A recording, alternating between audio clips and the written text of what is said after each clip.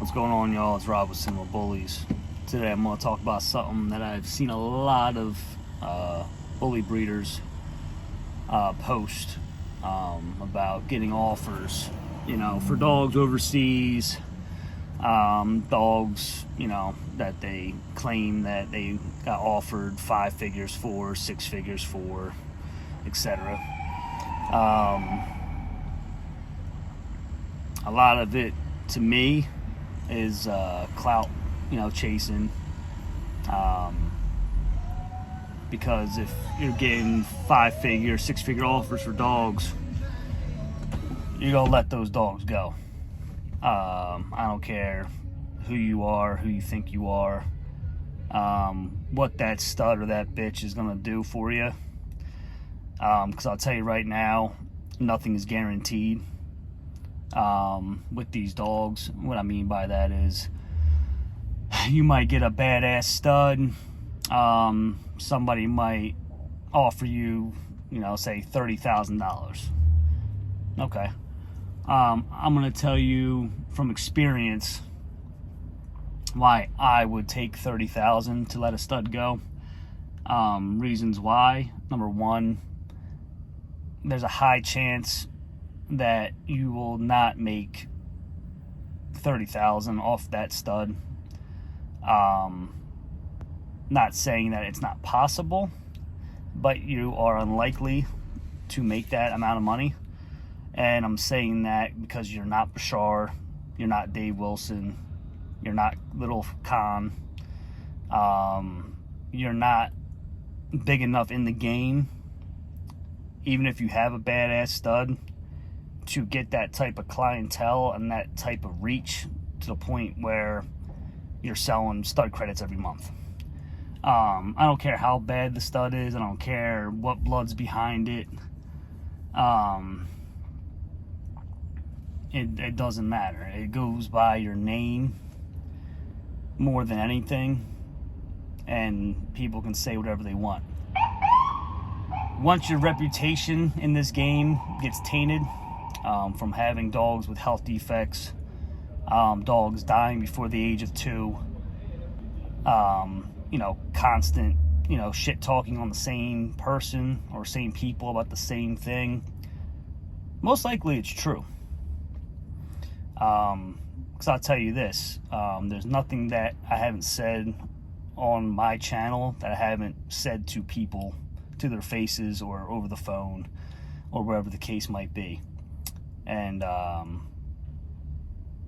people get defensive when they know it's true, because I stay very calm and collective when I do call people out about certain things. And it's just because I have nothing to hide. There's nothing I did in my time in the bully world where I look back, I'm like, damn, that's fucked up.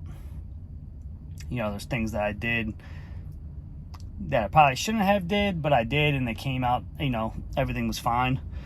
Haven't had any dogs that I've personally produced die before the age of 2.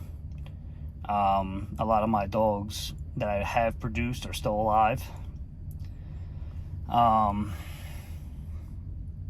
And even with blood that was tainted that I had, that the individual lied about, because he's a manipulative little rat. But I went back to the source of his blood, and I purified it and brought it back up forward. And I got rid of whatever bullshit he put in it, which is why, breeders that just outcross to every hot stud in the game, they're just chasing the money. They're not chasing a certain look or a blood or their own blood. They are just clout chasers. Now, that being said,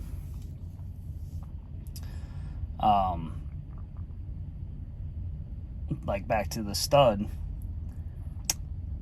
you get an offer for a stud that's over 20 grand, you should take it. You don't know if that stud's going to die young. You don't know if that stud is going to have a prolapse. You don't know if that stud is gonna swallow some fucking toy or trash or some shit and die. You don't know. So you can take it while it's guaranteed, or you can take the risk. And, the risk over reward might be better. It all depends. And then same thing with bitches. You could have the baddest, toughest looking bitch in the game. Bitch could have one litter and have complications and never get bred again. So that $50,000 you got offered, bitch only had 2 puppies, you only made $20,000. And that's highballing it. So you could have made 50. Sell the bitch. It's not guaranteed. She can get, pyro. She can get, prolapse. She can get, some type of leakage in her uterus. There's plenty of things that can happen. So take the money while it's guaranteed if you're in it for money. If you are trying to better your stock or make your own bloodline, do what you think is right. Do what you gotta do. My thing is, if you make that much money, you can always invest back into your program and maybe go a different route. If that route that you were going isn't the way you really want to go, but you kind of got stuck there because that's the blood you acquired first and you don't want to go back and restart because it costs a lot of money with the dogs, feeding them, vet bills, breeding them, all that fun stuff. So, all you clout chasing little queers, I'm about to start name dropping soon, because I'm just tired of seeing the same shit. You guys are scumbags. You know who you guys are. You guys won't do shit to me, ever. And if you ever did, come correct. That's all I gotta say with that. Because I'll have no problem handling it whatever way you want to. So,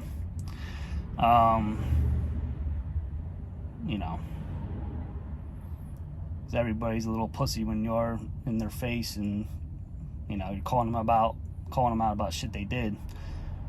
Seems like they tend to retract statements that they made, even when you got text messages and, voicemails of proof saying otherwise. So, like I said, it's all fun and games. You can talk the shit you want. You think you are what you are, and you're not. But one day it'll all catch up and bite you in the ass. Which is why, I am where I am. Parted ways from the bully stuff right this minute. But luckily for me, I have all my blood I can tap into. All my dogs that I've produced, 2 years ago are all maturing very nicely. You might see me at a dog show soon. Hopefully, maybe this upcoming fall. So that being said, don't believe all the clout and all the hype. Make sure you understand the risk over reward with the males and females when you get offered a high value for a dog that you produced or bought. And I can understand if it's your family, pet, then, do what you gotta do, keep it. But like I said, if you're in this for a business aspect, look at it as business, not, pleasure or personal. So, hope this helped you guys out. Hope you guys understand what I'm saying. And, the people that I'm mentioning, if you got an issue, reach out to me. And, I have no problem. You got my number, most likely. If not, you guys follow my shit and watch. So, hope you enjoy. All right, later, guys.